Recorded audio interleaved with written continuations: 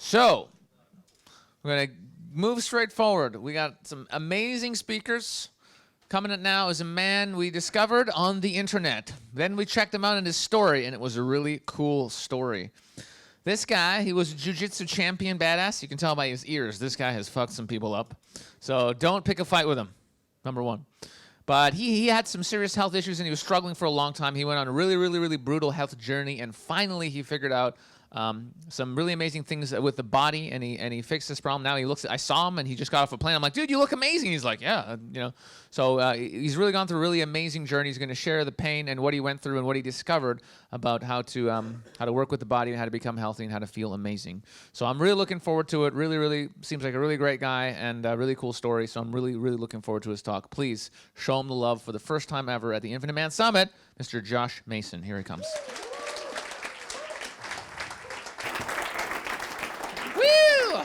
All right, guy. Have fun. Thank you, brother. What's up, guys? This is my my first time speaking in public, so I'm a little nervous.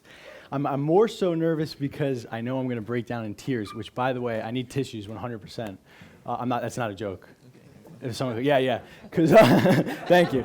Because it's a pretty raw journey still for me. It was only 7 months ago that I was actually peeing in a bucket in my bedroom because I couldn't leave my bedroom out of fear and terror and panic. And 7 months later, here today, in this moment, I actually feel like shit because of the time difference in the flight. And by the way, jet lag I think is less a result of the hour change and more a result of breathing in toxic air, recirculated air for 6 hours, 7 hours. And the Japanese, I'm going to just go right into health here. The Japanese figured out in the 1990s that if they use negative ion generators in office buildings, that it would increase productivity. And so that's why their economy is so badass. And it definitely was back then, too. So that's why they tell you to run during a lightning storm as well, because this negative ions go in your body and clean your lungs, clean your body. So what I'm going to do is I'm going to tell you a story. I'm going to be pacing back and forth. I hope that's okay. I'm not going to be standing still like the stoic Marcus was. I can't. I'm too nervous. But yeah, I'm going to tell you a story of my illness.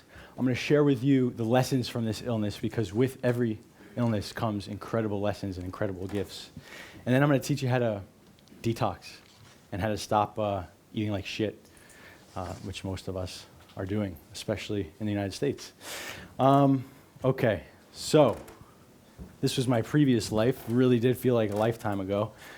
It was about 3 years ago when the illness first started. But before that, I was Brazilian Jiu-Jitsu world champion, Pan American champion, 2012. That's me winning it right there. I was an online dating coach, so the pickup thing is perfect for me, because that's actually how I started a lot of this spiritual journey, was teaching guys how to get laid. And I was in the beginning of my journey, I was very mechanical, so online dating was perfect for that, because you didn't actually have to show your face, and you just wrote on a computer. I used to actually, what I did was I would create my clients and friends' profiles, and I would send them messages. I would get the phone number. I would even sometimes go as far as texting the girl for them. They basically just had to physically take the girl out on a date, which is the hardest part, of course. But 3 of my friends and clients actually met their fiance doing my service, and all 3 of those marriages fell apart. So it goes to show you that online dating is not the way, and nor is getting someone else to get you laid. So here's my story. I'm just going to get right into it, and it's going to be raw, and I'm going to go deep with it. And if I start crying, whatever. But like I said, 3 years ago, I was doing all these things. I was living in the Lower East Side of Manhattan. I had a beautiful girlfriend. I was traveling the world, competing in Brazilian Jiu-Jitsu. I was doing all things that, quote unquote, mean success.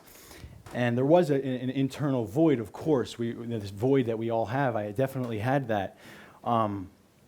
Eventually, at some point, in a 2-week period, I went from being that man to feeling like a lost little child, seemingly overnight. It felt like I started tripping on acid 24/7 without taking any drugs. That 1 or 2 voices that we have in our heads became 4, 5, 6 voices, incomprehensible voices. It was pure, utter torture. It was You could put whatever label on it you want, but it was pure, utter torture to be in my existence, in my body, at a second-to-second basis. I became suicidal within a week, and I had no idea what was going on with me. I was terrified, and I thought I was dying. There was no other way. It was literally just death. I would look at myself in the mirror, and I would just see death in my eyes. And that, of course, led into a miserable depression. It started with the inability to hear my own thoughts, and it led to panic, which led to despair. And in a couple months, I was just so depressed. I mean, every single day was a dark, gloomy, rainy day. Every thought was a gloomy thought. Everything, like Marcus talks about, everything was in that negative chatter zone times 100. And I couldn't escape it. My first thing was I tried to escape it, right? That's the first mechanism for the human being, is how do we escape this pain? So what I did is I tried to talk to as many girls as I can on the street. That was like the most potent drug for me. I'd literally just do what Sasha does and literally every single girl I saw, every beautiful girl I would talk to, and I would get that 5-second high and then maybe a high later from texting them, succeeding at it. And I was trying every drug under the sun, every freaking drug known to mankind, just to calm this pain. And it was then in those days that I realized that we cannot blame an addict, even like heroin addicts is a big issue in the United States. It's a big issue in the world. We cannot blame the addict. We have to blame the system. And Gabor Mate says, it's not why the heroin, it's why the pain. And this is very true, because in those days, being the disciplined fighter that I was, there was nothing that I wanted more than to curl up and take heroin or any Xanax or any freaking drug that I could find. I never tried heroin, but any drug that I could find to mask the pain. And we have to treat these people with compassion to make a shift in our society and our world. Otherwise, we're going to continue on this path. So after the drugs didn't work, the women didn't work, I went to psychiatrists. I went to my parents for help. I'm 23 years old at the time. You know, Mom, Dad, I have no money. I need serious help. I don't know what's going on. I'm tripping out. Something's really bad is happening to me. I have depression. I have panic, whatever. I have anxiety disorder. And of course, the psychiatrist reaffirmed all of these conditioned beliefs of you have this, you have that, ADHD, you have depression, you have to take these 7 medications, and you'll have to be on it for the rest of your life. And I took these medications, these poisons. I took them for about 4 to 6 months, trying everything I could: Lexapro, Klonopin, Xanax, Latuda, every fucking drug. And they made me worse. I became like a numb zombie, really. I'd be just floating around in like a suicidal state, totally numb to the world. And it's very sad. You know, a lot of the population is actually living in this limbo between life and death. But at one point, I came to a fork in the road. I said to myself, when it wasn't working after 4 or 5 months, I said, I can continue down this path of psychiatry and pills, and it's for certain going to lead me to mediocrity, to pain, more pain, to living in probably an institution in one day. Or I can take it upon myself with my gut and with my heart, know that all of these intelligent people around me have no idea what the fuck they're talking about. That this psychiatrist from Harvard, and my dad who's an engineer, and my mom who's intelligent, and all my friends who are all brilliant, who are all telling me, you have to get help, you have to get help, you have to stay on these pills. And I came to the fork in the road and I said, I go down this one path and I'm fucked. So why not at least choose this maybe of escaping this realm of hungry ghosts, escaping the dark night of the soul, as Marcus talked about. And I jumped right into that fucking fire. I flew to the Amazon to work with ayahuasca, which seems to be a common denominator in this and I did one ceremony and went into utter fear and terror times 100, more than anything I've ever experienced in my life. And it was like I can't explain it. It was like taking 1 million hits of acid and never coming back, just disappearing and lost in the sauce. And that's pretty much where I was. And I was supposed to do 6 ceremonies at that center, and I did 1, and I flew home, almost took the plane down in a panic and despair in the back of the plane, basically begging the flight attendants for Xanax, and they literally almost brought the plane down.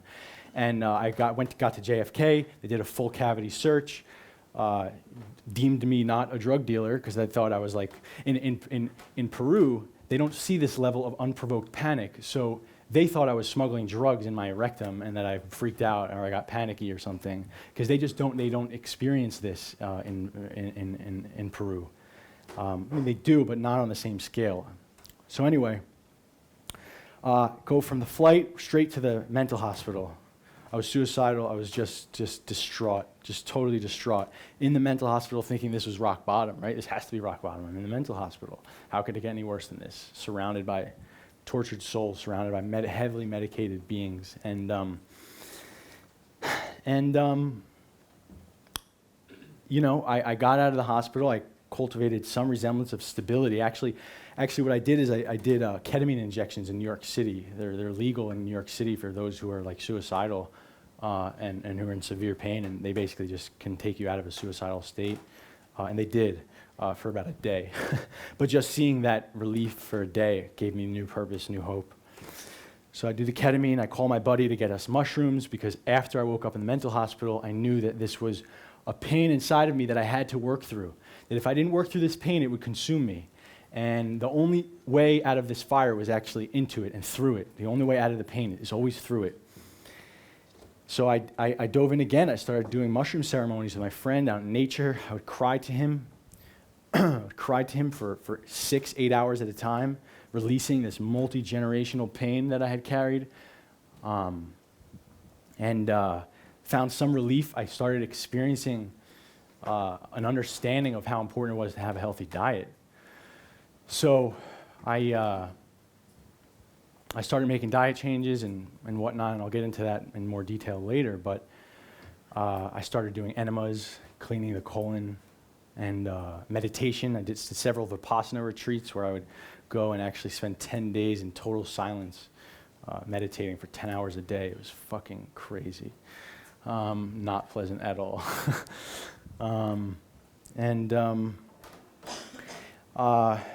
So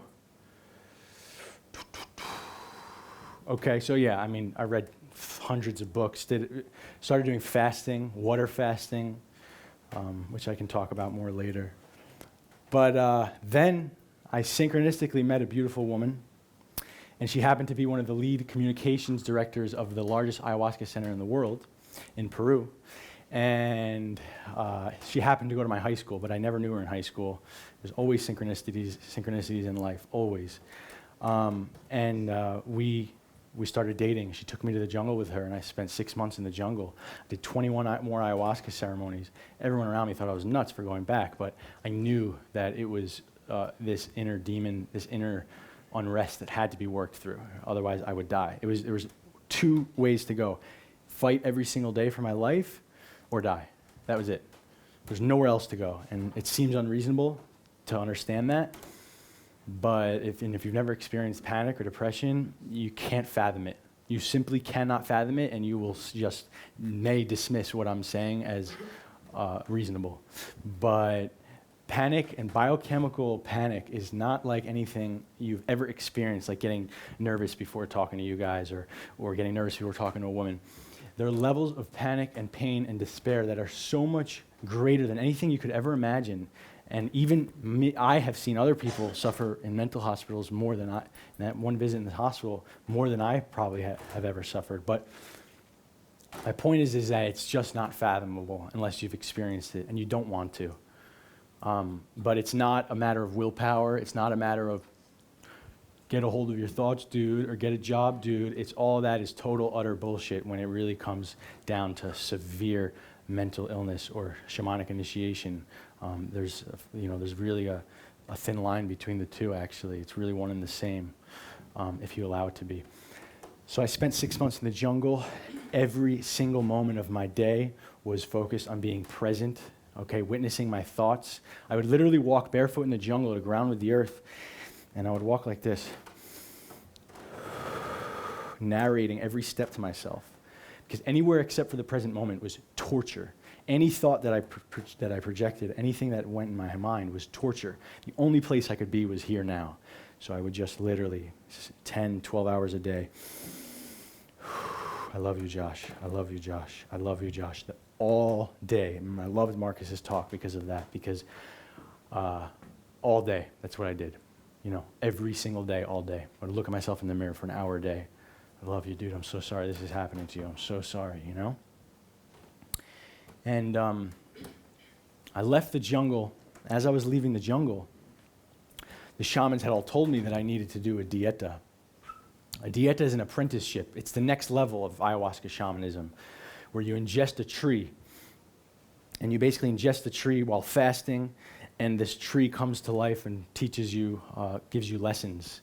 And I was going to diet the most powerful tree in ayahuasca shamanism. It's called Huayacaspi.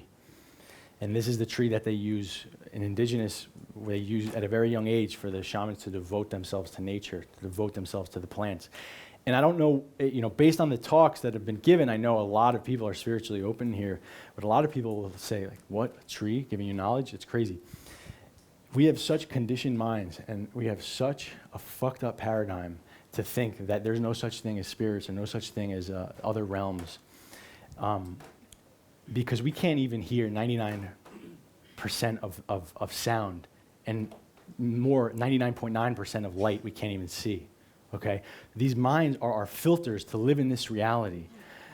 The filter can be broken, right? Schizophrenia is an example of that filter breaking, and the person is just, it's not like they're cuckoo, they're just experiencing the spirit realm at the same time, and we don't know how to decipher it. But what you can do is touch the spirit world, come back. Touch it again, a little deeper, come back. That's how you push the filter, and that you start to see that there's way more going on this planet than what meets the eye and than what we've been taught.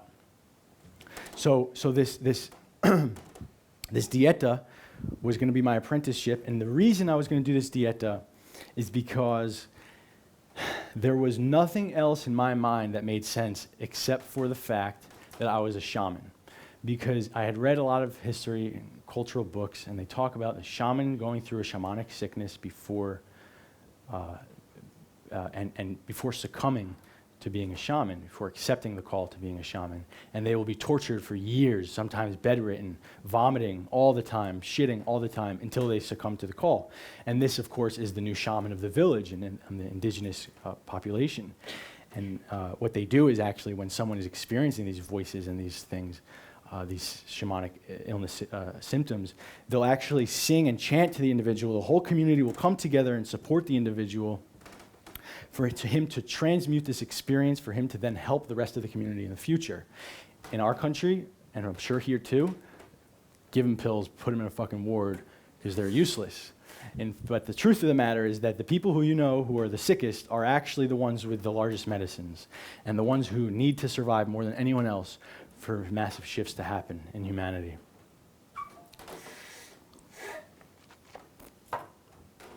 So I leave the jungle feeling a little better, experiencing a deep connection with nature, experiencing these massive insights, big insights, totally rewiring my brain and my understanding of life and the universe. And but I wasn't well. You know, by no means. Every day was still a fight. And this was 21 ayahuasca ceremonies later. Every day is a fight. Those 6 months were pure torture, so much work. I'm at this point, I'm a broken man for by not being well and having worked as hard as I had. So I go back home. I do my routine, which is just a ridiculous routine. I would drink a gallon of distilled water in the morning in order to take a crap, because I was so fearful all the time, so anxious. My gut was always clenched. Everyone around me scared me. I was like a little tortured boy, and I couldn't take shit in the morning. I would have to like fucking stretch for 2 hours a day and listen to music and tell myself I loved myself for 2 hours before I could take a shit. And if I didn't shit, I was tortured, because in hindsight, I understand how detox works. But at the time, I didn't know why I was tortured. So at this point, I'm putting all my energy that I put into jiu-jitsu into my health. And I was doing sun gazing, earthing, walking barefoot on nature, colonics, fasting for 10 days at a time, only drinking water, doing juice fasts, doing enemas, coffee enemas, meditation, yoga, everything that you've heard on the internet of being a healing modality, like holistic modality. I tried 10 different diets. All failed me, but I still did them because the other option would have been death, right? This whole time, just remember, death or life, every day. So here's where it starts getting real ugly, and maybe I'll break down, maybe I won't, I really don't know. But I remember I thought I was at rock bottom at that hospital. Prepare for these 9 months at my house to go to do the dieta in isolation and deeper into the Amazon jungle than I had ever been, in a remote village. Once I was in the remote village, I would be in a 30-minute walk into a primary jungle, a never-been-cut forest. If you've ever experienced what a never-been-cut Amazon jungle is, you are not on planet Earth. It is a totally different planet, okay? I was sharing my tambo with, I'd have monkeys literally just talking to me. Now keep in mind, I'm by myself, totally no communication with other human beings, all right? So this is for 3 months. This is, in my head, what made sense to me. Don't get, I don't know why, but this is what made sense to me. I was a shaman, I had to learn how to be one, and that was the only way to escape this pain. So what I did is, what I was doing was I was spending 3 months isolated in the jungle with cockroaches sharing my tambo with me, monkeys, just the loudest nature noises you could ever imagine. And I lasted 1 month. After a month of the most excruciating pain I've ever been in, the drinking the tree was like taking 100 NyQuils, really. It just put me on my ass. I couldn't move. I was just so fucked after drinking that tree. I was drinking 3 ayahuasca ceremonies per week. Around my 8th ceremony, I almost died. A lot of people experience near death in ayahuasca ceremonies, and it's really just their mind and the medicine trying to teach them how to be grateful for what they have. This was extremely different. I was in such a weak, vulnerable state. I had taken a really high dose of ayahuasca, and it's very safe, by the way, if you take all the parameters in check. Does everyone know what ayahuasca is? Who doesn't know what ayahuasca is? Okay, I'm just going to explain really quickly. Ayahuasca is a vine and a plant brewed together for 72 hours. Both of these plant and the vine are found in the Amazon jungle. It's an indigenous tradition to take this medicine, experience visions, experience hallucinations, connect to the spirit realm, and heal your physical and spiritual illnesses. And it's getting a lot of traction in the world because it's been doing a great job at healing depression. So yeah, it's a drink you take, you trip out. It's way deeper than that, but you trip out for 6 hours and purge all your toxins out. So anyway, where was I?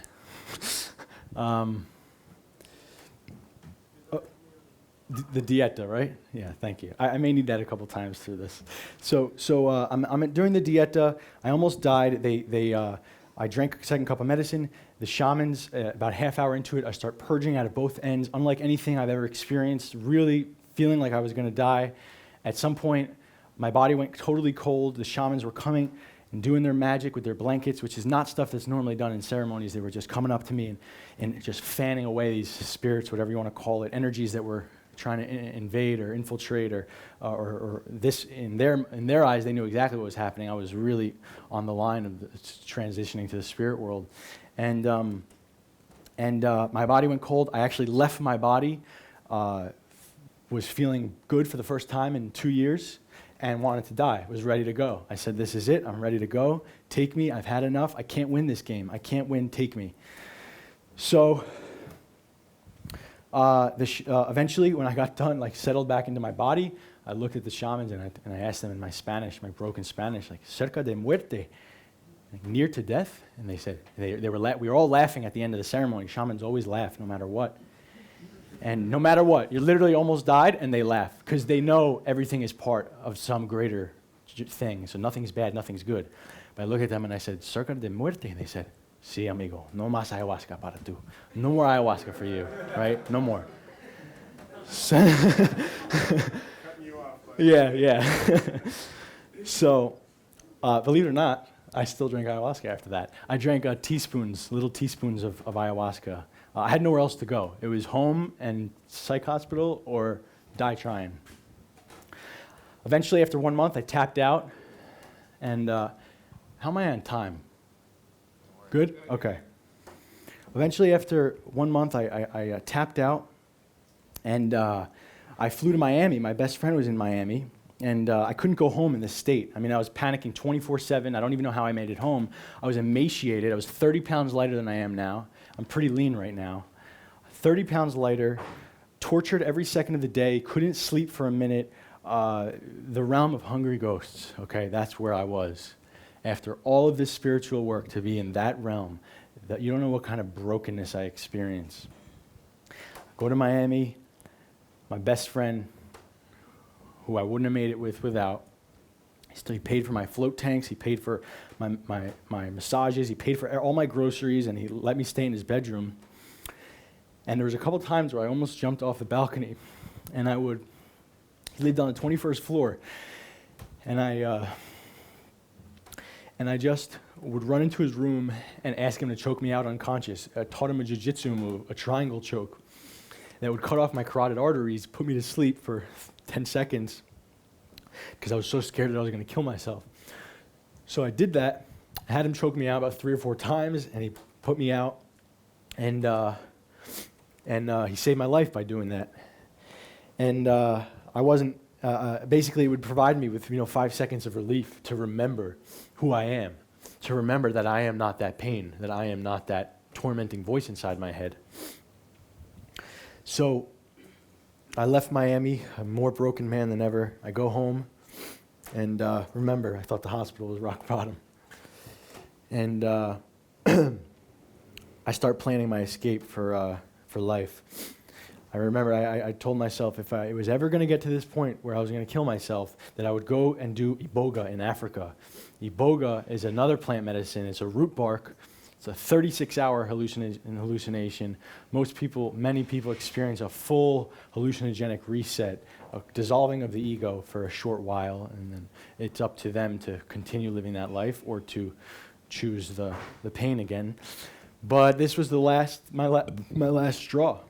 So I quietly and cautiously planned my trip to Africa. The plan was that if it didn't work for me, I was gonna go into the woods and I was going to fast until I died. I was not going to bring any water with me and not any food, and go somewhere to the point where it was so hot that I would just die there and I wouldn't have a chance of making it. And I wrote letters to my family, and I wrote letters to all my friends. I gave my friend my social media passwords and everything. And I put it all in an email form that I had in my draft, and I never sent it. I was going to send it right before getting on the plane to Africa. Keep in mind, I had no money at this time. It was all done on credit cards. I opened up $20,000 worth of credit cards at the time. And so yeah, I was 2 days away from going to Africa, and I start just ruminating. Really, God, the universe came to me and was telling me, mercury, mercury, mercury, your fillings, your fillings. I had these mercury fillings, these amalgam fillings that were all on the right side of my mouth. And so, fucking A, I really, just so close to leaving, and I wouldn't have made it. I would not, Iboga would have killed me. If ayahuasca almost did, Iboga would for sure have killed me. And I come across a couple stories. All right, I'm going to get out of the pain now, into the light. Came across some stories. Mercury Madness and the SupermanDiet.com. These are 2 stories that saved my life. A woman who had been tortured almost to death for 6 years before realizing that her mercury fillings were killing her, and Alex Bloom from the Superman Diet, who had mercury poisoning and had severe depression for many, many, many years before realizing that toxicity was responsible for his illness. So, long story short, it was a very long story, I did not make it short. I went from that guy being near death, literally peeing in a bucket in my room, panicking 24/7, inability to be with myself for more than every second. I would just count down, okay, don't kill yourself this hour. Just go till 3 p.m. without killing yourself. Just fucking do that. Just make it to 3 p.m. every single hour of the day. Every single hour, okay? To now, in the past 7 months, doing a very, very detailed, systematic, intense detox with heavy metals and parasites and chemicals. I'm feeling great. Actually, in this moment, I feel like shit from travel, but I've been feeling amazing. My depression's gone. My panic is gone. I have an amazing girlfriend. I have an amazing business in 7 fucking months, and now I'm here talking to you guys about it, which is even just the next level of ridiculousness. So that's my resurrection. This is the new. I don't even know who Josh Macin is anymore. This is some new guy who took over. I'm feeling. Let's put it this way. I'm feeling better than I've ever felt in my life before even getting ill. So now let's go into the lessons, right? What can we learn from illness? So here's some pictures. All right, this is my Gabonese visa that I had. I just I guess show proof. You don't really get those unless you have a direct invite into the country and you already have a flight. So you know that I had already spent the fucking money by getting that visa. These are some pictures from the dieta. This was the beginning of the dieta, so I lost like about another 20 pounds after that. So you can imagine how sickly I was. And this is the jungle here. And this is a worm, one of probably 600 that I've released. Look at the way I look here. You'd think I was in shape and I was a jiu-jitsu guy and I was tough. Let me tell you something. You can be the best looking, fucking most jacked dude in the world, and you can just have a fucking belly filled with these parasites, eating your nutrients, fucking you up, shitting and pissing in your body, okay? Parasites are all over right now. They're all over. And I'll get into it. All right, lessons from the other side. The big thing is that we have allowed, and there's many speakers who have already talked about this, we have allowed our conditioned minds to run the show. The mind that what our parents tell us and what society tells us and what the TV tells us, it has all this conditioning, okay, has totally hijacked you as a true human spiritual soul. You almost don't even have free will with all the trauma and psychological onslaught that's going on. And the thing is that, there's a Daniel Everett. I like telling this story. There's a guy, Daniel Everett, who went to the Amazon jungle in Brazil. He was a missionary, and he met with these people to try and convert them to Christianity. So he started talking about Jesus to them after 2 years of living with them and gaining their trust. He would continue to bring up Jesus. Eventually, they asked him, after months of him talking about Jesus, he was like, "What did Jesus look like? Did you know him?" And he said, "No, I didn't know him. This is from many, many years ago." "Oh, so your father must have known Jesus. What did your father say about Jesus?" "No, my father doesn't know Jesus. We're talking about fucking, a long, long time ago." "Oh, so your grandfather clearly knew Jesus then, because otherwise you wouldn't be talking about him." He said, "No, man, what the fuck?" They don't know how to listen to gospel, to chatter. They live in the moment. They never give another man advice. This is the Piraha people. If you look it up, all right, it's called, the name of the book is called Don't Sleep, There Are Snakes. Amazing book. Okay, the Piraha people, and they don't fucking listen to anybody. They only listen to what they experience and what they know to be true based on their experience with life and their connection with the divine. Everything else is bullshit, and they don't even talk about it. In our country, in our world, most of the world is operating on a completely opposite paradigm. We have the medical doctors telling us something or the news reporter telling us something, and we just believe it and say, "Oh my God, so scary. They're right. I have to be scared. I need these doctors to save my life. I'm so scared." They want us to be like that all the time. And that needs to stop. When that stops, when that shifts in an individual level, which pretty much everyone in this room, you wouldn't be here if that didn't already shift, that's when the big shifts are going to happen on the planet. So the upside of my illness was that I totally shattered my mind. Shattered. My collective mind was gone. I would laugh when people would talk to me about things like, "Oh, scientists say this or this." I would literally just laugh. I didn't know how to talk to people anymore because I just felt like they weren't talking from their experience. They were talking from what they'd been taught. And So that's the upside, right? I now had a clean slate to start on. So the truth of the matter is, I'm not a doctor, right? I'll never be, but many doctors, and I went to fucking a lot of doctors. I don't even know if I put that in the story. Checking me out, my blood and all this, fondling my nuts. They had nothing to say. They were totally, did have no fucking advice whatsoever. And I know a lot of people, majority of people with health issues actually have the same thing to say, that these conventional Western medicine just does not cut it. We have totally isolated each individual body part, saying, oh, you have a problem with your arm, you have a cancer on your arm, let's cut it out. We are one big universe in this body, one big planet in this body. Everything is interconnected. Every single person you know is connected to you in some way. Every single word that you speak is all part of something. It's a tapestry. There's no such thing as just an isolated incident, like, oh, I lost my job, what the fuck? No, man, it's all part of the flow of life. This is all one big flow. And you cannot connect to the flow until you detox. Well, you can, but it's much harder. Okay, sad truth. 100,000 new chemicals have been introduced in the past century. Our detox mechanisms just simply have not caught up to this, okay? We have all these chemicals coming in, industrial processes and planting of foods and everything. Everything you can imagine is chemicals, soaps, shampoos, everything you probably have in your freaking pantry, unless you really put effort into your health, is chemicals. Everything in the grocery store is chemicals. It's not real, okay? It's poison. And we have an exponential growth of depression, schizophrenia, autism, anxiety, panic, diabetes, ADD, and pharmaceutical drugs. Many of these things didn't even exist 80 years ago. They didn't even see it. They didn't know what it was. Okay, we are heading down a really bad fucking path right now, okay? This is PCBs in breast milk. This is flame retardants in breast milk that they have studied in women.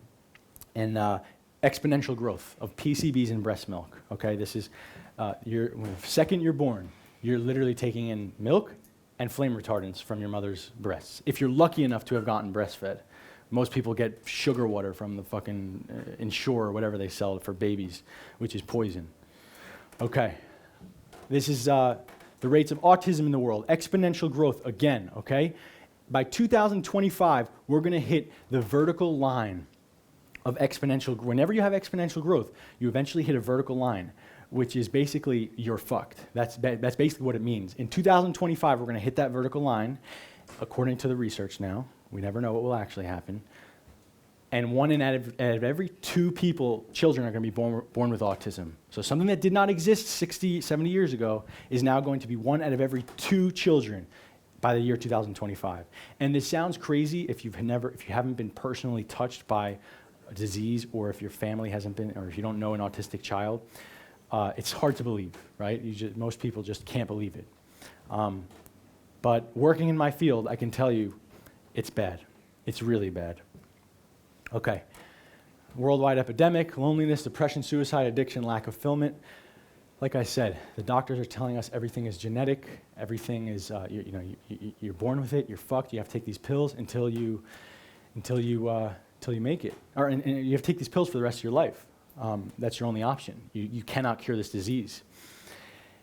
And something funny about Chinese medicine, actually, the Chinese medicine practitioners, you would pay them until you got sick. And as soon as you got sick, you'd stop paying them until they made you healthy again. In our country, it's the exact opposite, right? You fucking give them your entire bank account. Can you give me chemotherapy? Can you give me more poison in my body? And to try and destroy my body even more and take all my money in the process. In Chinese medicine, total opposite. They literally wouldn't accept your payment until they got you well. All right, I'm getting there. I'm getting into the detox stuff. Sorry, got a lot to talk about. So, our colons have turned into cesspools. With our diet of processed foods from the time we were young children, incorrect food combinations, too much meat and not enough veggies, overeating, shitting incorrectly, which, by the way, the reason we have hemorrhoids is because of our diet, but also because you're not supposed to sit on a toilet. like everywhere in nature, if you watch any animal in nature, they squat, which is why they have something called the squatty potty, is they sell now, where you lift your feet up when you're on the toilet. Because when you shit like this, you're creating an improper relationship between your rectum and your colon. When you shit correctly, I don't know, my pants are a little tight, but when you shit like that, like a dog, you'll notice your shits will be bigger, okay? So the issue here is that we all have, unless you've done some serious work, we all have decades worth of impacted fecal matter in our colon, okay? Impacted junk. Putrefied, fermenting, rotting fecal matter that's literally just getting reabsorbed through the bloodstream, okay? I see some people sleeping. I'm like, damn, I'm doing a really shitty job then. All right. So all this impacted fecal matter, okay? You cannot connect to the divine and to a high frequency when you have all of this junk in your intestines, okay? You're forced to the lower vibrational frequencies of gotta make money, gotta listen to the news, gotta do this, like a robot. This makes it a lot easier to become a robot when you have. There's a doctor named Harvey Kellogg. He did 200,000 colon surgeries, and in the 200,000 surgeries he did in Michigan, he did not find one colon that looked the way it should in a textbook, smooth, folding in the right spots. All the colons were all folded in on itself, turned in on itself, and just swollen and not operating. Our colon is literally our whole life. These intestines are our entire life. And to keep your tubes filthy, okay, and the small intestine, our whole intestines, to keep your tubes filthy is like giving your engine, it's like having a gas tank filled with literally like the worst possible thing for your car, whatever that may be, sugar. That's what they say, sugar can ruin a gas tank. But so the fecal matter, the impacted junk has to go. It has to go for you to really achieve in this lifetime, to achieve who you are as a soul, as a medicine. We all have a medicine for this planet, that's without a doubt.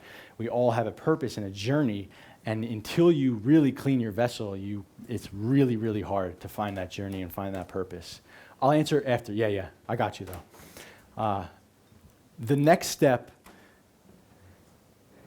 after fecal matter, okay, that the Chinese and Ayurvedic practitioners really didn't nail because they didn't really deal with it as much as we're dealing with in our generation, is parasites, heavy metals, plastics, flame retardants, pesticides, fertilizers, insecticides, all deeply embedded inside of our tissues and organs, our brain, okay? So all of this stuff is coming from a very young age. We're being inundated with these toxins in our food, in the seafood, in our shampoos, in the soaps, in everything that you put on your body. For the most part, if you're in a conventional lifestyle, it's toxins. It's not natural for the body. And all of this stuff is very multi-generational, okay? All of this pain is multi-generational, coming down from your parents and their parents, and it's this virus that we've taken on. It's the best way to describe it is like a virus. This virus of needing more, of greed, of hatred, of sickness, of murder, of hunger. This virus, this multi-generational virus of not really being a loving being. It all comes, in my opinion, the majority of it comes from faulty blueprints, right? Being taught the wrong way to live life by our parents and society, and it also comes from toxins, from passed down, right? Through the placenta, through breast milk. All of these toxins come right from your mother to you, especially if you're a firstborn male. That's really who has it the worst. But you get the metals and the plastics, and everything just gets fused into you, right? So all of this, of course, is exacerbated by trauma. If you've had a really rough childhood, it makes it 100 times worse. When you're traumatized, you hold everything that's bad, you hold it instead of releasing. So that applies to the physical toxins as well as your spiritual, emotional beliefs, right? So this man, very, very brilliant man, one of the greatest inventors of all time, he died penniless. But if you wish to understand the universe, think of energy, frequency, and vibration, okay? With all of this junk in our intestines, we just do not have a chance at connecting to the awe, to the beauty, to the wonder of life. We just don't have a shot, okay? The, the booby prize, okay? The money, the cars, the fancy watch, the hot superficial girlfriend, the vacations, your health insurance, all that, the big house, all of that shit is the booby prize. It's the second place prize that most of the planet is chasing and dying after, okay? It's the second place prize. The grand prize that they don't want you to know about is love. It's a hum of love in your belly, okay? In your heart, in your soul. It's well-being, it's peace. That's the grand prize. Because when you have that, nothing else matters. Nothing else matters when you have that. This well-being, it's a sort of humming feeling. You can't really talk about it, you can only feel it, right? And some people have never felt it, right? And some people live there. Heaven and hell are states of consciousness we live in this lifetime. We have in this lifetime, okay? So that's the real life's work, is achieving love in your vessel, achieving a relationship with yourself where you love yourself, and you love life. And you do that by getting rid of shit. You don't do it by adding shit on like we've been taught all our lives. You don't need to learn anything else, okay? Or do more self-help, or do more any of that. It's just about getting rid of the junk. We are fucked. So I'm going to get into being positive in a second, right? But I promise you.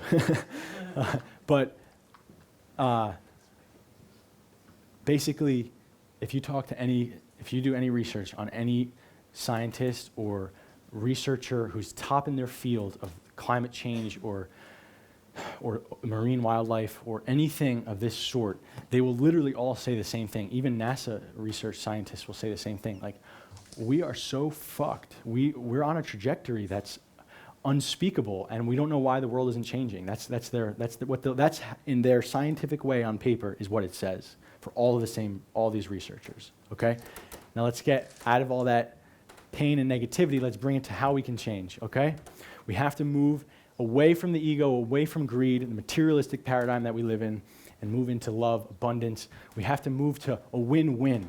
It's not that person wins, now I lose. That person has more, now I have less. That's bullshit. There's so much abundance in this world. They win, I win. That's how life is. That's the cycle of nature, the flow of nature. You give and receive at the same time. This is every single animal in nature, every single plant in nature gives and receives at the same time. Okay? And we are so isolated from nature right now. We are so far away as humanly possible without being an apocalypse from nature. Okay, here's how you reverse the curse, okay? Reversing the curse, of course, all the spiritual work is amazing, life-changing. For some, that gets them to the place they need to be, okay? For others, you're really, really walking uphill with spiritual work alone, right? My experience was proof of that. You have to detox, okay? So malnourishment, toxicity, and parasites are the three things responsible for all mental illness. Okay, I'm not a doctor, but I'm going to tell you with every part of my soul that there are very few people who are really mentally ill and just mentally ill and check them off as mentally ill. Okay, I don't believe it because I walked that line. Okay, I walked that line for many years, and I'm well now. Okay, and I just don't believe it. You never hear me say that person doesn't have a chance. If you can replenish nutrients, reduce the toxicity, and get rid of that person's parasites, they will be the person they were meant to be on this planet. When one of those gets worse, the other two get worse. It's a death spiral, okay?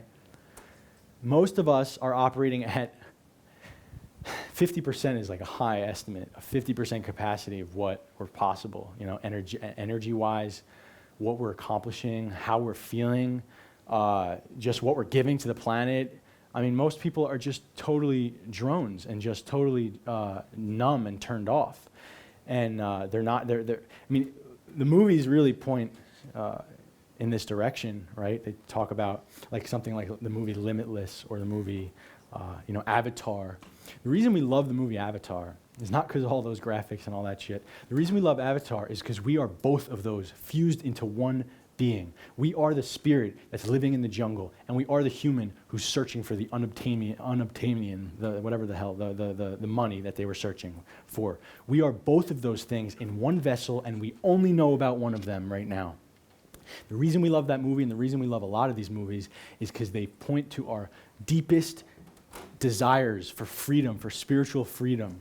Okay, we are that infinite soul having a human experience. Okay, that's what we are, and that's why we love a movie like Avatar. Okay, so here's the order of operations. You replenish your nutrients the whole way through your program, which really should be your rest of your life. You heal your gut, kill parasites, and then you chelate metals and toxins. Okay, so here's what you want to avoid. You want to avoid homogenized and pasteurized dairy. It's all junk. Okay, it's all.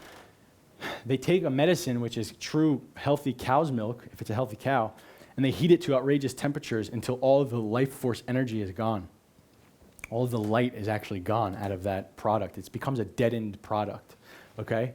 Avoid all sugar, even fruit. I mean, it sounds crazy, but in this day and age with how toxic we are, fruit is actually very detrimental. The insulin response and sugar is very, very toxic. And actually, there's some psychiatrists who, back in the day, when psychiatry actually meant something, they were treating people, schizophrenics, by just taking out all the sugar in their diet. That's how they treated schizophrenics, and it worked miracles.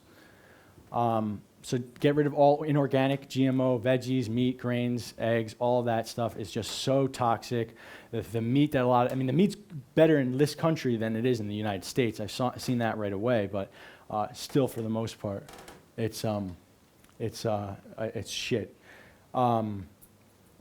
So, and then of course, when something's inorganic, that means that they're using inorganic fertilizers, they're spraying it with pesticides, herbicides, insecticides, these crazy, literally chemicals that if you touch to your tongue, you would have a crazy reaction to. But it's sprayed on and it's infused with the plant, and it's living inside the plant, and you're ingesting this. And it's to eat inorganic on a regular basis it's insanity. Okay, it really is insanity, and I know a lot of people here do it, and there's no judgment. It's like this is the world we live in. But to eat inorganic is like you might as well just be hitting yourself every single day a little bit, like on the head with something really hard. Okay, so should I give it a little rest? Is this too much? It's a lot. So, vaccines, seafood, and tap water. Vaccines, when we're children, can you believe we get injected? Okay, we get injected with something called thimerosal. Thimerosal is aluminum and mercury, the two most powerful neurotoxins on the planet. Mercury is the second most on the planet. Aluminum is one of the highest, but two of the most toxic elements on planet Earth, injected into our bloodstream at a very young age, okay? Of course, with the vaccine. They use it as a binding agent. Thimerosal is a binding agent. And this is common knowledge. You can Google this. It's all common knowledge. There's nothing like cutting edge about this. This has been known for a long, long time, but we just aren't aware of it. So we get injected with this at a very young age. My friend is a teacher. He said he always knows when children have been vaccinated, or at least given all of their vaccinations, because they have, the light is basically taken out of them. They're just like, there's some children who are very bright, some children who are very like shadowy and just dark, and those are and low energy, always sleeping. Those are always the children he finds. He owns a massive Montessori school in New York City, and those are always the children he finds that are vaccinated. That's always the common correlation. So, seafood, oh, by the way, let me just make a legal disclaimer here. I am not a doctor, okay? Because I could probably get sued for some of this shit. So, seafood is all horribly contaminated with heavy metals. Our oceans are the most contaminated part of our planet. I could talk about this entire speech about how bad our oceans are, but the seafood is with mercury, and mercury just from factories, right? The mercury goes up into the air, it rains, it goes into the ocean. Tap water, okay? Tap water. I don't know how it is in London, but what I will say, in the United States, we've had a lot of things like Flint, Michigan, and I don't know if you guys have ever heard of that. Like lead, the children are drinking water with lead. That's the least of actually what's going on. That's just what's made public. The truth of the matter is that with tap water, and especially the way it's done in the United States, probably similar here, you actually get pharmaceutical drugs, right? When people flush pharmaceutical drugs down the toilet or they pee it out, the system does not filter those out. You get pharmaceutical drugs, heavy metals, viruses, pathogens, bacteria, toxins, all in the tap water. It's literally the elixir of life that's fueling our every single minute of our day.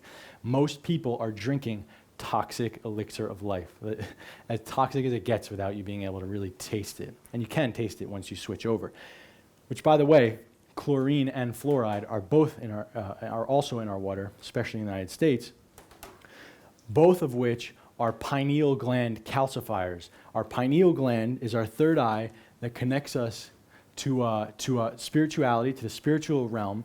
And most 18-year-old Westerners, on an fMRI machine, they'll literally show as a rock. It looks like a rock in most 18-year-olds, okay? Because it's a gland that's not working. It's not working. And all the Bible, all traditions talk about the third eye, and we don't learn about it. And a lot of people don't even know what it is. And we say that's crazy, okay? It's a gland. It's a physical gland that's it's inside your brain. So this chlorine and fluoride calcify it, make it totally fucked, unusable, and that's when you can't connect to the other realm of spirit, the other realm of love, and that's when you're forced into that lower vibration that I'm talking about. Okay. Starch and protein in the same meal. Italians are doing it all wrong with spaghetti and meatballs. That is like a poison combo. Mixing a starch and a protein, it becomes an indigestible combination, okay? This is trophology, the Chinese art of food combining, something to get into if you want to start diving deep with nutrition. All synthetic vitamins and minerals, they're all toxic. Our body can't assimilate them. For the most part, it's junk. Okay, and then Sasha talked about this in the beginning, which I loved. I didn't know so many people were onto this, but petite mort. In French, they call an ejaculation for a male a petite mort, a little death. It's a false mission accomplished, right? You're on here as Mystery, the pickup artist says, you're on here this planet to survive and replicate. If you're jerking off, and this isn't going on YouTube, right? If you're masturbating, if you're having your way with yourself, if you're doing that on a regular basis, you're taking your life force, your chi, okay, the most potent, sexual energy is our most potent form of energy. You're taking it, flushing it down the toilet, okay, but furthermore, you're telling yourself on a very deeply biochemical level that you have succeeded at your mission of replicating. Okay, you literally, the buildup is so intense in your body that you have to masturbate to release that tension and then say, oh, okay, Josh, you did good job, good job. You don't have to work now. You don't have to go better yourself or make yourself more attractive, okay? So it's so important to keep that chi in, to heal your body. And that alone, like, forget everything I've said up until this point. If you just stop masturbating as a man, your entire life will change. Your entire life will change. I mean, once a month or whatever. And in the winter, try and go as long as you can. In the winter, you need that chi a lot more. But yeah, your whole life will change. And you're going to have trouble keep containing all that energy, and it feels unpleasant. But what you'll do is you'll slowly learn how to contain more and more and more and more. And you become your true potential, and you become a man, a real man. But you also have to balance, of course, with the feminine energy. We are both. I get so off track so many times. Okay. Amalgam fillings, get them removed by a holistic dentist. That should be step one. If you have mercury fillings, the silver ones that are metal, literally just start doing research for a holistic dentist and getting it done in the correct fashion. I opened up medical credit cards to get them out. I opened up $4,000 in medical credit cards to get them out, and money, the concept of money disappears when it's talking about something that's consistently poisoning. You breathe in this vapor, and it crosses your blood-brain barrier instantly, because, by the way, these fillings do leak. Okay, it's been totally proven. Crosses your blood-brain barrier, totally messing you up on a day-to-day basis, okay? Continued, real life's work. Start drinking clean water, clean spring water. I think this Volvic here is pretty good. It has a lot of silica, which is really important for detox. But it's in plastic bottles, and we don't know how the transporting is and if it's in the heat. But I guess it's a little cooler in this country. But really, unless you're in somewhere where you're getting clean spring water, or you know that bottled water is great and it's not being heated from manufacturing to arrival, Big Berkey is a great alternative. Big Berkey is a $300 water filter that will change your life. Yeah, get that. You want to start incorporating cooked and raw organic veggies. They're both good. If you eat a lot of cooked foods, maybe take some digestive enzymes with it. Organic free-range eggs are a great, great, great food. And you don't want to overcook these. You want the yolk to be liquidy. So you want to either eat them raw if you know they're good, without just having the yolk raw, or soft poaching them. There's less lecithin and sulfur in the egg yolks that we need for detox that get denatured when you heat them up. Okay, so then free-range chicken and grass-fed beef, if you can handle it. This is all great foods if you can handle it. Some bodies just cannot tolerate it. Gluten-free grains, buckwheat, quinoa, amaranth are all excellent. Nutrient-dense foods, okay? This is really where it's at. This stuff, most people have probably never heard of any of it. But we got colostrum, which is the first milking of a cow. When a cow is a baby, they release this elixir, literally this medicine elixir that comes out first with so much nutrients and minerals and vitamins. And they make it in freeze-dried form, and you can take it. Black maca, shilajit, which is a resin that comes from the Himalayan mountains. Maki berry, moringa, marine phytoplankton, bone broth, ghee, mucuna, camu berry, royal jelly, pine pollen, quinton. These are all incredibly nutrient-dense, mineral-dense superfoods that you can order online. I think what I'll do is I'll put on my website a link for all of the brands for these, because brands are equally important as the supplement itself. So I didn't include it in the PowerPoint, but if you want to write it down, it's going to be thedetoxdudes.com/Infinite Man. I'll do that, just so all you guys can get the links to everything. So the other essential, now this is this is all the basics, right? This is just so you can take this information and make changes in your life right away. Kelp, whole food source B, C, D, algae oil, glutamine, spirulina, slippery elm, nettle. Slippery elm is really effective at healing the gut, the mucosal layer of our gut, which is really, when people have severe food allergies and everything they eat makes them tired no matter how healthy, or that's generally leaky gut or serious gas all the time, or indigestion, just poor digestion.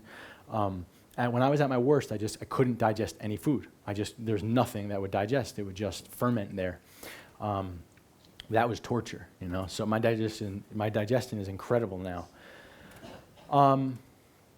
So yeah, these are all great stuff. I mean, I could go deep into why each one is great, but honestly, like, most people don't really want to be a detox expert. They just want to learn how to feel better. So, you know, we can at some point, you know, if whatever. Let me see if there's anything that's really important that I should talk about.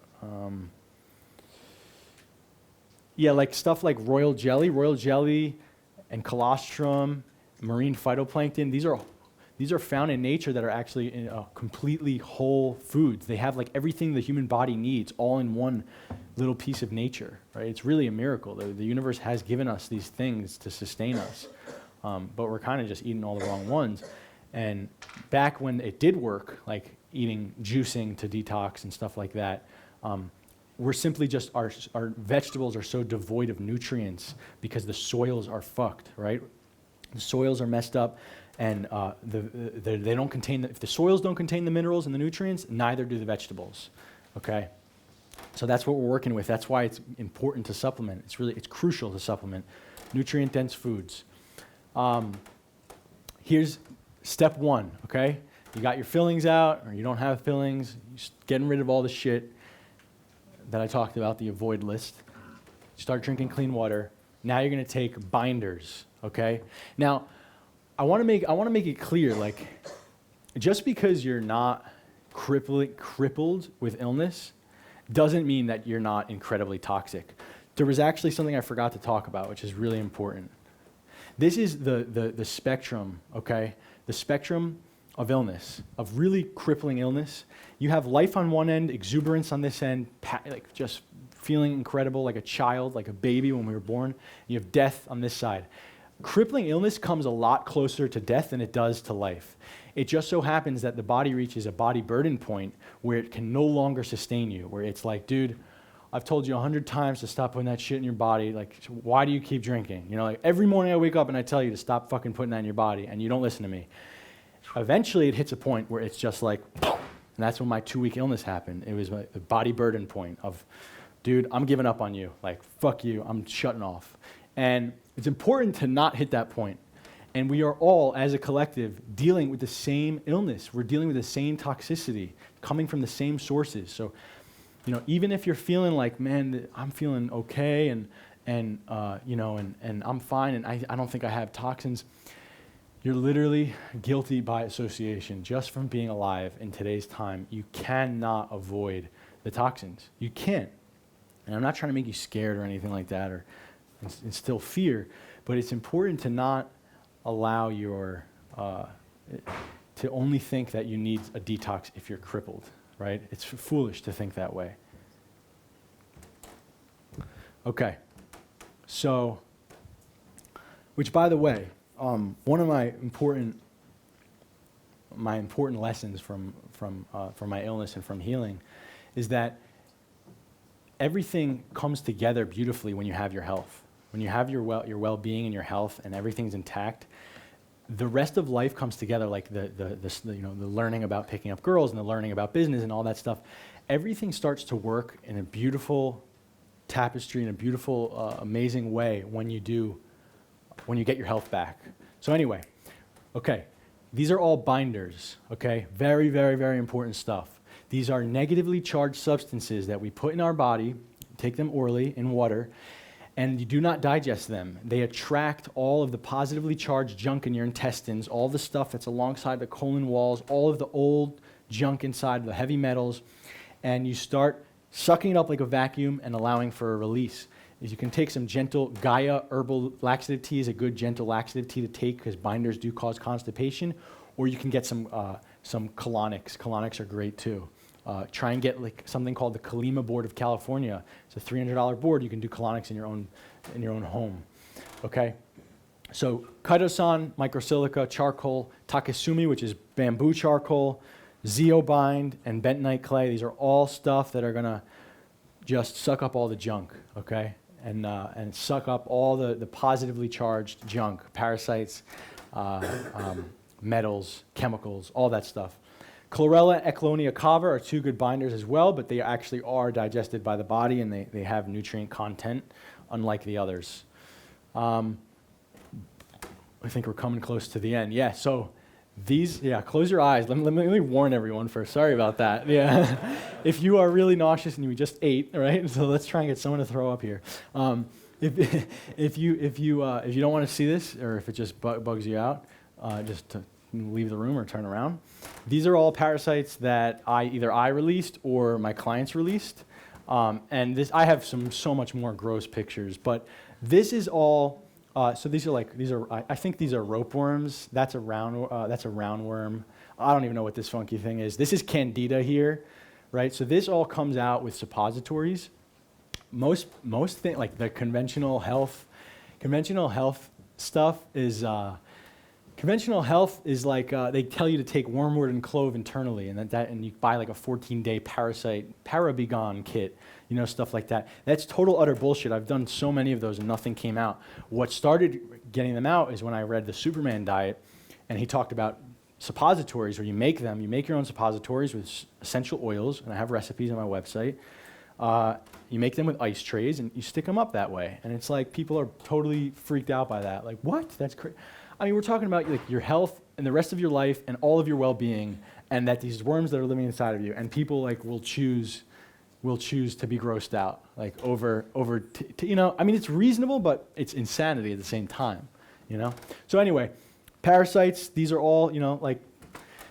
I literally thought that parasites were only things that came out of like starving children in Africa who had like those swollen bellies, but growing up in New Jersey, USA, never eating anything raw or out of the ordinary, never doing anything crazy.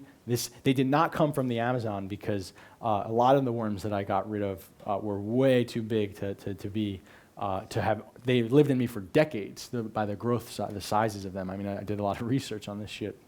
So anyway, what I'm saying is that you can have parasites, and they are all over, and it's it's not something to be scared of, but it's just, if you really want to connect to the love vibration, to the light, to your true potential as a human being, you just got to get rid of them. They're not serving you, and there's parasites in the spirit world. There's parasites in a human relationship. When you feel like like someone has a parasitic relationship, or where they feed on you, or when you're around them, it's all the same shit, right? It's like these are just so happen to be masterminds at physically like sucking your energy and sucking your life force and your vitamins and nutrients.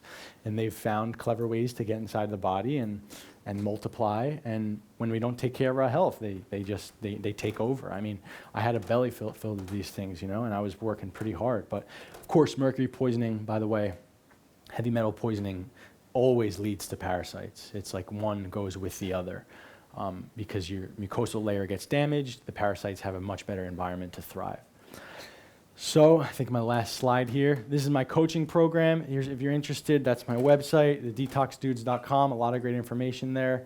There's something in the back where you can sign up right now and get $1,000 off if you want to sign up for a coaching program right now. It's basically I'm only taking 5 people today, if I get lucky enough.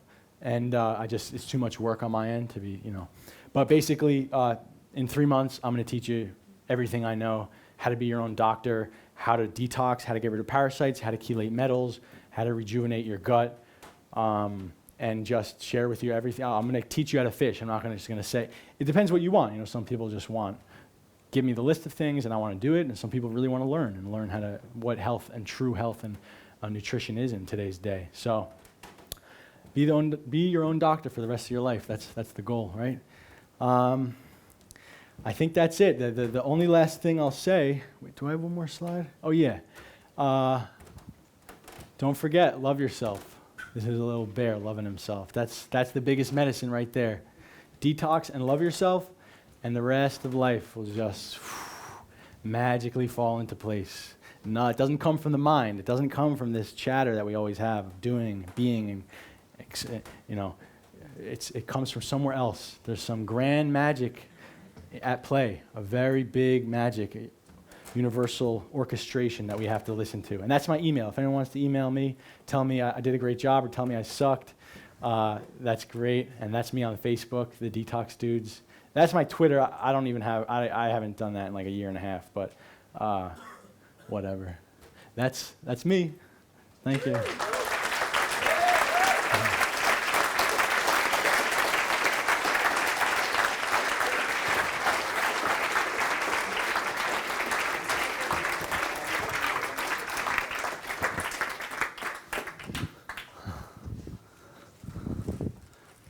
Time for questions, Oh, I forgot about do that. a couple, if there are some. Oh yeah, can you put it back on the last slide? I'll do it. Forgot about the question thing. I mean, you don't have to, but No, I would love wanna. that. Yeah. Yeah. Everyone looks. Am I on here? Hello. Everyone looks super tired from lunch, right? No. You probably ate shitty food.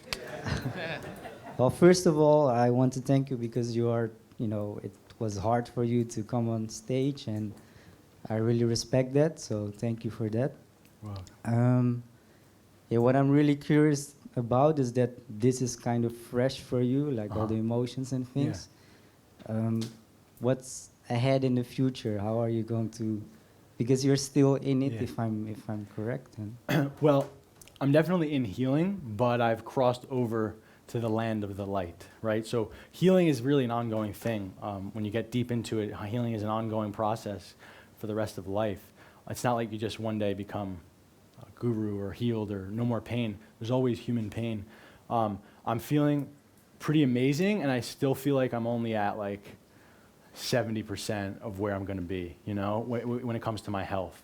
It really, to be as sick as I was, it really takes 2 years to just totally go back to a homeostasis, you know, to go back to being toxin free or close to it. So the plan for me, I got my business and I have a lady at home, and right now it looks like I just settle somewhere and just be a normal human being, because 3 years of ayahuasca, I went a little too far into the spirit world, and it feels good to be a human again, like talking to other humans. You know, like I was just on a different planet. And so, yeah, I'm just going to stay grounded, stay on this planet, not mess with any hallucinogens for a while, and help people transform their health. That's the plan. Okay, thank you. Let's go over there in the, in the gray shirt.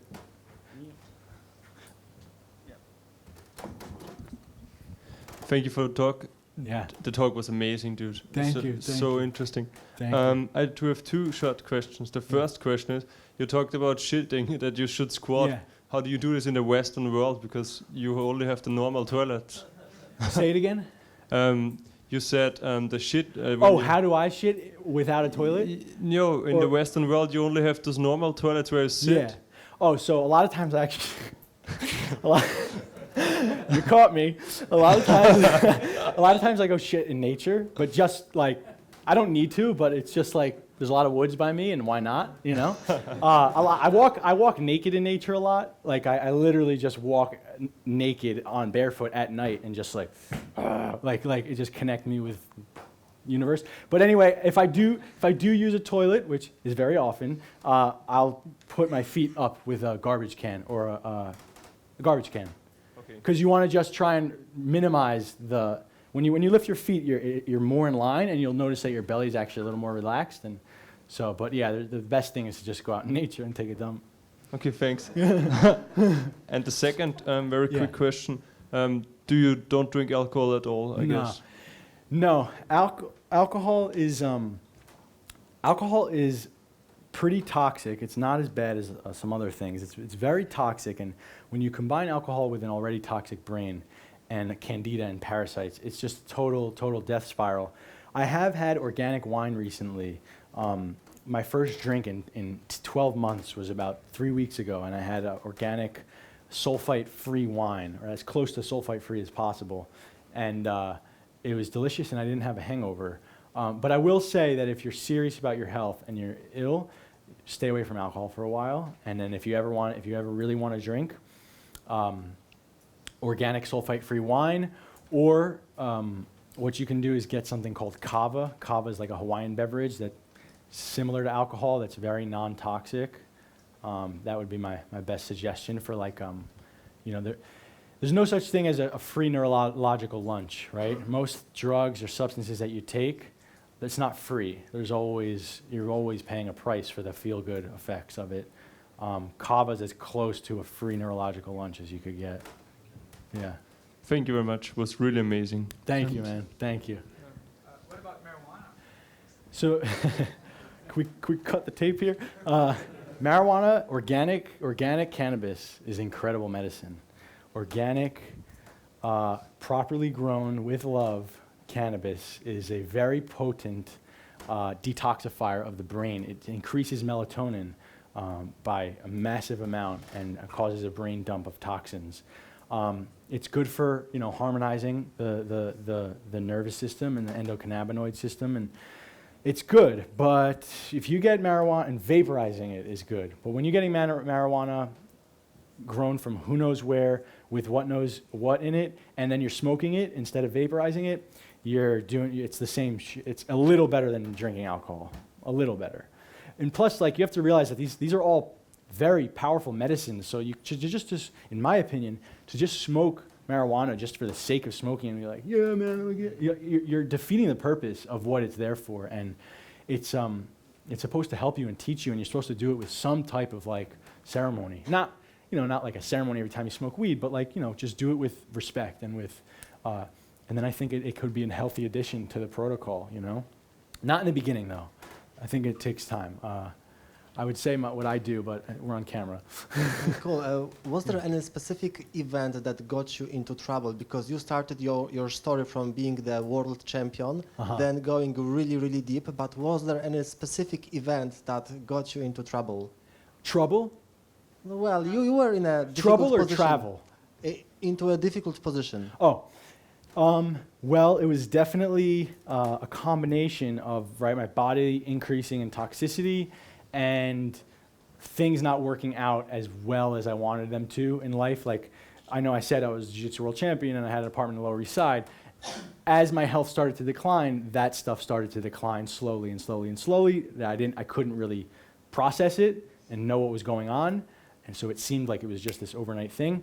But there was not really, it was mainly, the biggest thing I had was that I always had a void. Like, no matter what I accomplished, the next day I would wake up and say, okay, well, what's next?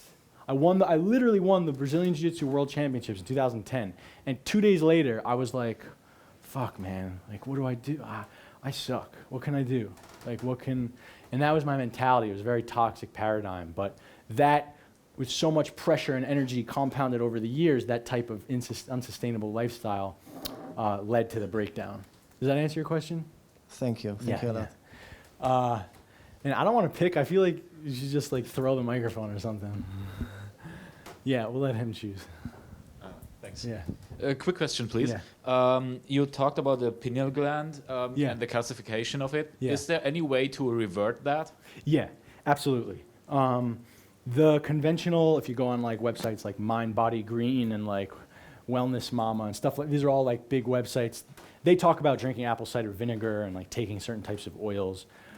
In my experience, all of that is bullshit. Your best way to decalcify your pineal gland is with a detox. Plant medicines are good too, but meditation, yoga, it's all reversible. Everything is reversible in my opinion. And I haven't gotten to a point of utter bliss for me to say that to be true with 100% authority, but from where I was to where I am now, I can tell you almost everything is reversible. And yeah, plant medicines, I just want to say, plant medicines are not to be fucked with. You do not do plant medicines for the sake of doing them. You have to do these with intent. They will just totally hijack your world if you don't really treat them with the respect they deserve. And especially when someone is toxic with metals.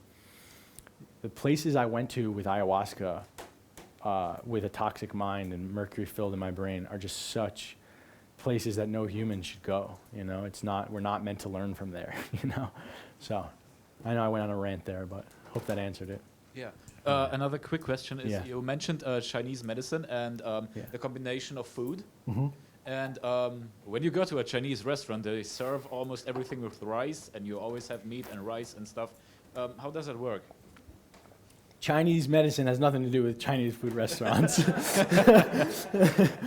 So we're talking about like ancient practitioners who studied and cured many decades ago, centuries ago, and they cultivated this practice. So trophology is basically the main things of trophology, if you want to follow them, and I'll tell you, with my body, they all ring true. Every time I disregard one of the rules, I can feel gas or indigestion, or, which, by the way, like on a side note, like I feel like everyone farts all the time. We're literally not supposed to fart. Like that's like, oh, I did something wrong. I'm farting. There's gas. I'm not digesting properly. So anyway, trophology. Starch and a protein in the same meal. You don't want to eat fruit after a meal. When you eat fruit after a meal, which is like a common thing, like dessert, right? You literally have all of this matter, this protein and whatever else you put in it, and then you have a quickly digested fruit on top of all of it. So when you have that, the fruit ferments, and by the time you're actually digesting it, it's just fermented. So avoid all fruit after a meal, eat it by itself if you're going to eat it at all. The other rules are drinking all dairy alone, away from everything. Like having milk with a meal is just like it's crazy. Have milk alone, and if you're going to drink milk. What are the other big rules? You know, those are really the only, I mean, there's like 10 or 12, but if you just Google the trophology pyramid, it'll tell you exactly what you can mix with. Yeah. Thank you very if you much. can't spell trophology, just food combining into Google will do Yeah. it quite well. Maybe, I hope. Tropology. Yeah. I have a question. Yeah. Um, And then you. yeah. So you mentioned the spirit realm a lot, but I'm not really sure what you mean with that. Is it like the life after death or something? So yeah, I want more information about the spirit realm you were mentioning. Sure. So it's a very, very, very complex answer to that question.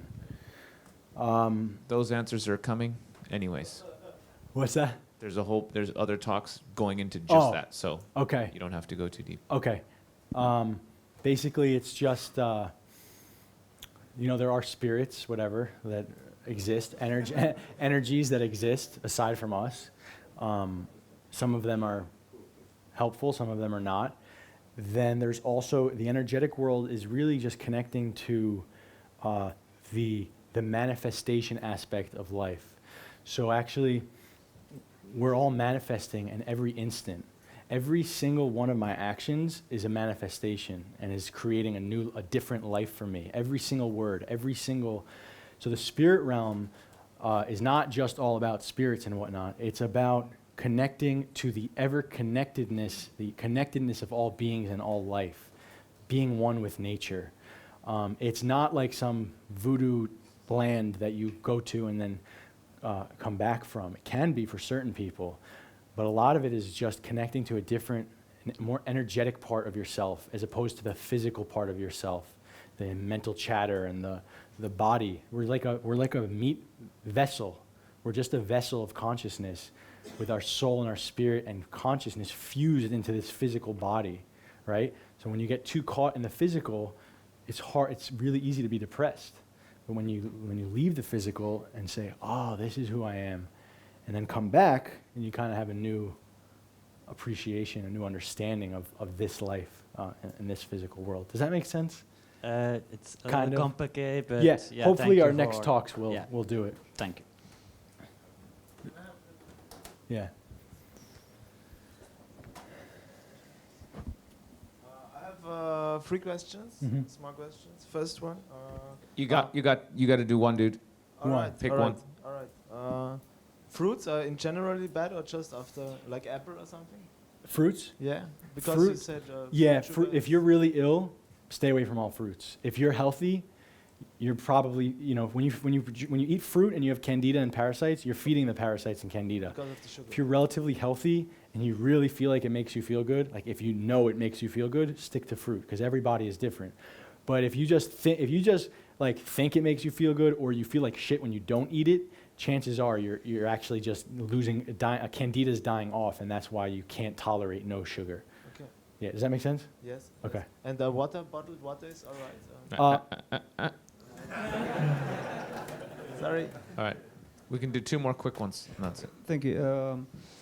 About the parasites, how do you know that they are in the shit, and what was the process of getting the parasite? Like how? Like seeing them? yeah. Well, a lot of times you release them in stool and they're on the outside and you can see them. When you do suppositories on an empty bowel. So when you do this is crazy shit actually. When you do suppositories on an empty bowel, like garlic and onion essential oils, what happens to me is I put them up, I get this like crazy feeling in my stomach, like things are dying and gurgling. About an hour later, nothing but parasites come out. No fecal matter. It's literally like my body tells me like, and it's like a once a month thing now where I'll still release a parasite, but it was every day before. But anyway, it'll do this gurgling like I have a massive dump coming, like this, what the fuck is this? And then I go to the bathroom and it's just like 2 worms. You know what I mean? So so sometimes they're in your stool, sometimes if you do it really the right way, they come out without Thank stool. you. Yeah. All right, 2 more questions. So. Suppositories. But check my website out. You'll see everything. This guy in the front right here. Yeah. And then pick one more, and that's it. All right. Thank you. First of all, fantastic. Thank talk. you. Thank you.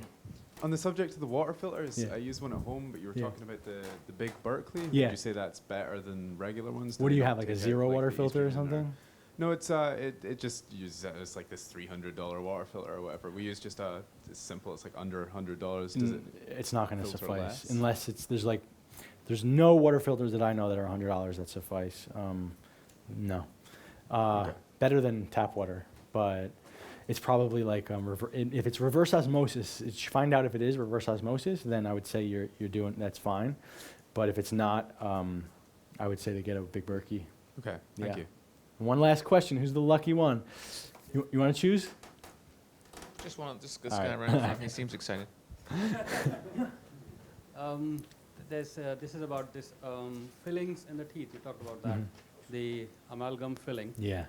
So, if suppose one gets to remove them, what's the alternative? And where can you find the holistic dentist, as you just mentioned there? What's the alternative to not getting them out? No. Since because this is a filling, this will get out. You know. So they use like porcelain and composite. They use other materials that aren't composed of metals. That's the alternative to get. Yeah. They don't even use mercury very often anymore. It's I had an 80-year-old dentist who was from from a long time ago, and he still continued that practice. So anyway, and how do you find a biological dentist? Is that what you asked? Holistic dentist. I just saw that in the slide. Just Google it in your area. Yeah. Biological holistic dentist, and they're gonna make sure they use a rubber dam over your mouth, and make sure they have like an ionizer in the room, and that they're sucking out air consistently. Because when they drill into it, it's a flare up of mercury vapor. This is why dentists have a massive amount of suicide rate. By the way, it's not because conventional thought that they're hurting people, and they're killing themselves because they're subjected to massive amounts of mercury vapor by removing these the incorrect way. Yeah. All right. Give it up, Josh Macin.